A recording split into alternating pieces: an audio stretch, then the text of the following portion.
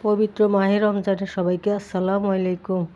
আজকের রেসিপি হচ্ছে বুটের ডালের পেঁয়াজু রেসিপি। এখানে আমি 1.5 কাপ বুট 8 ঘন্টা ভিজিয়ে রেখেছিলাম। এরপর ভালো করে ধুয়ে পরিষ্কার করে শিলপাটায় বেটে নিয়েছি। দেখতেই পাচ্ছেন বুটগুলি আমি বেশি মিহি করে বাটিনি, একটু গোটা গোটা রেখেছি। এইভাবে ডাল বেটে নিলে ভাজি করার পর খেতে খুবই মচমচে হয় এবং ভালো লাগে। এরপর একটি প্লেটে একপাশে ডালগুলি রেখে দিব।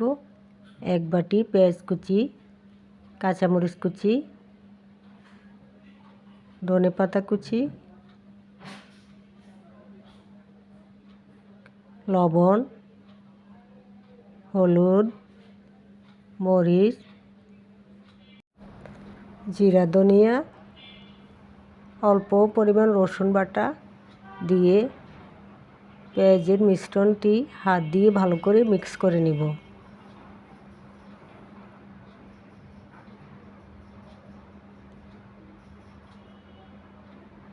এবার ডালের সাথে একেবারে আবারও ভালো করে মিক্স করে নিব।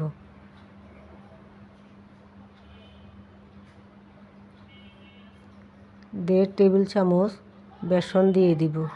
কারণ বেসনটা দেওয়ার কারণ হচ্ছে এই বেসনটা দিলে পেঁয়াজু খেতে যেমন মচমচে হবে এবং কালারটাও খুবই সুন্দর আসবে।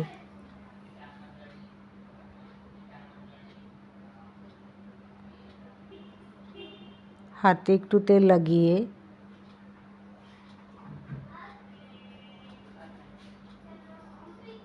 গোল গোল করে পেঁয়াজগুলি বানিয়ে নিব।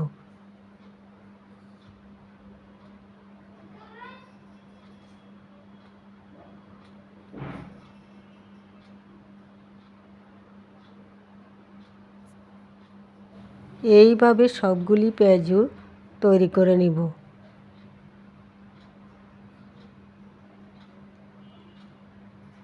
এরপর চুলায় একটি ফ্রাই প্যান বসিয়ে ফ্রাই প্যানটি ভালো করে গরম করে নিতে হবে। একটা জিনিস লক্ষ্য রাখবেন, সবসময় কড়াই হোক অথবা ফ্রাই প্যান হোক, পেঁয়াজু মাছ যে কোনো কিছু ভাজি করার আগে ভালো করে কড়াইটি গরম করে নিতে হবে। এরপর তেল দিয়ে তেল গরম হয়েছে কি না সামান্য একটু বুট দিয়ে চেক করে নিচ্ছি। তেলটিও ভালো করে গরম করে নিতে হবে যেন পেঁয়াজগুলি একটির সাথে একটি না লেগে যায়। এরপর পেঁয়াজগুলি একটি একটি করে দিয়ে দিব। প্রথমে চুলার আগুন বাড়িয়ে রাখতে হবে।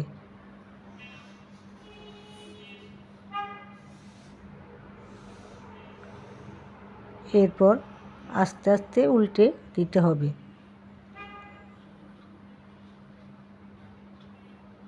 পেঁয়াজগুলি যখন একটু লাল হয়ে আসবে তখন আগুন মিডিয়ামে রেখে একটু ঘন ঘন উল্টে পাল্টে দিতে হবে।